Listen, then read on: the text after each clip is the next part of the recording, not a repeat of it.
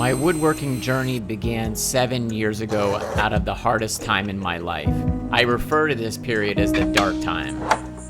I was nearly homeless, food deprived, bankrupt, and had no money to my name. In fact, my entire financial net worth was in my pocket and it jingled.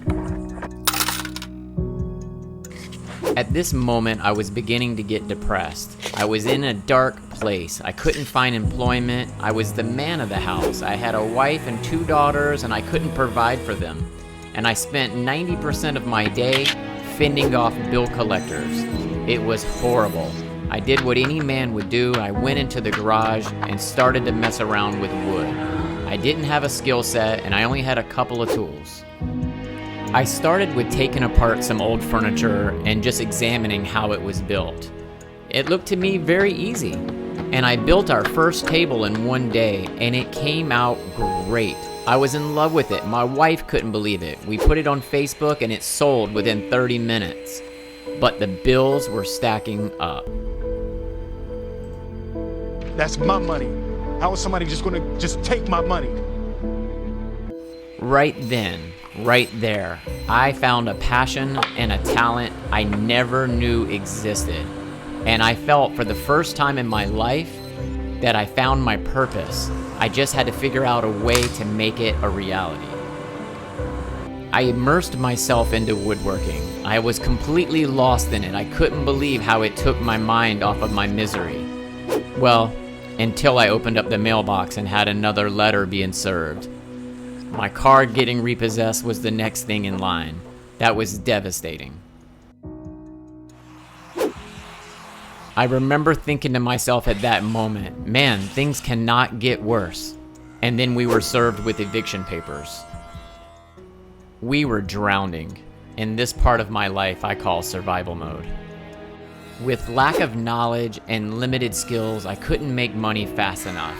And we're now 3 days away from the sheriff showing up and putting our furniture on the curb. Hey, listen, I need the rent.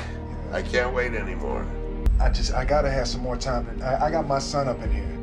My only plan was to find a place for my 2 daughters to live temporarily while my wife and I slept in the car.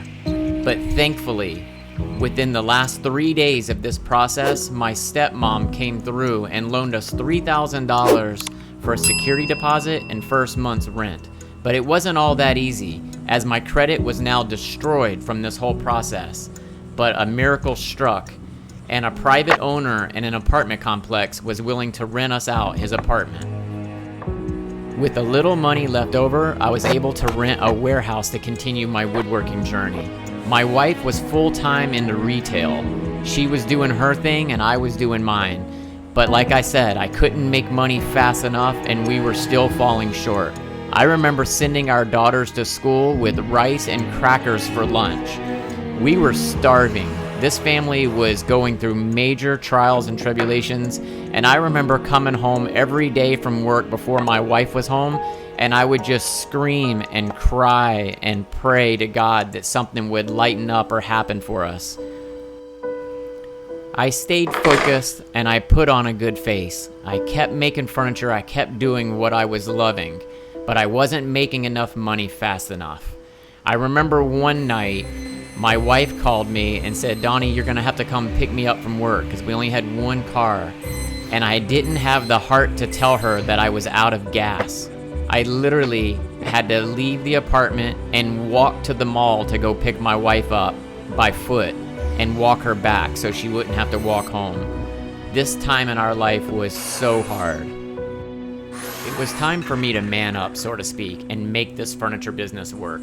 I knew I needed to break this down into steps. What style of furniture am I gonna make? I need to find my voice. After a lot of research, I found that no one was making large-scale furniture, huge dining tables, huge nightstands, etc. So that's what I started getting busy on. Then I knew I needed a style. Was it gonna be rustic? Was it gonna be modern? And at that time, everything was rustic, so that's what I did. So I got busy. I started making large-scale furniture. I was doing it out of pine 2x4s from Home Depot and Lowe's, and the furniture was looking pretty good. I had still a limited skill set, and the amount of dining tables that warped and that I had to rebuild almost broke us, and we were still food deprived. In fact, I remember the very next year still doing this, and a friend of ours had to bring us a turkey for Thanksgiving. Imagine being the man of the house, the provider, and you have to take a turkey from a friend just to be able to have a dinner for your family. I mean, what would you do? My next hurdle to overcome was, how am I gonna get more customers? How am I gonna reach them? I printed up some postcards with pictures of my work on it, and I started going door to door to interior designers. And that started my path to getting local customers.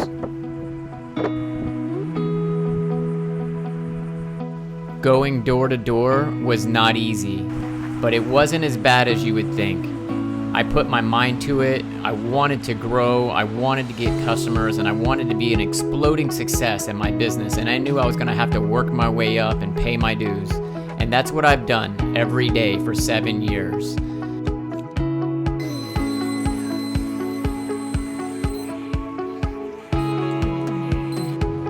This part of my life, I call growth mode.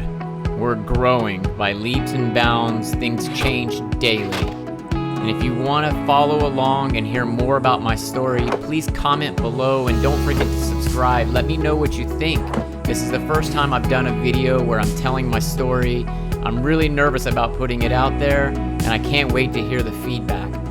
This is my family and my journey, and I'll see you next time.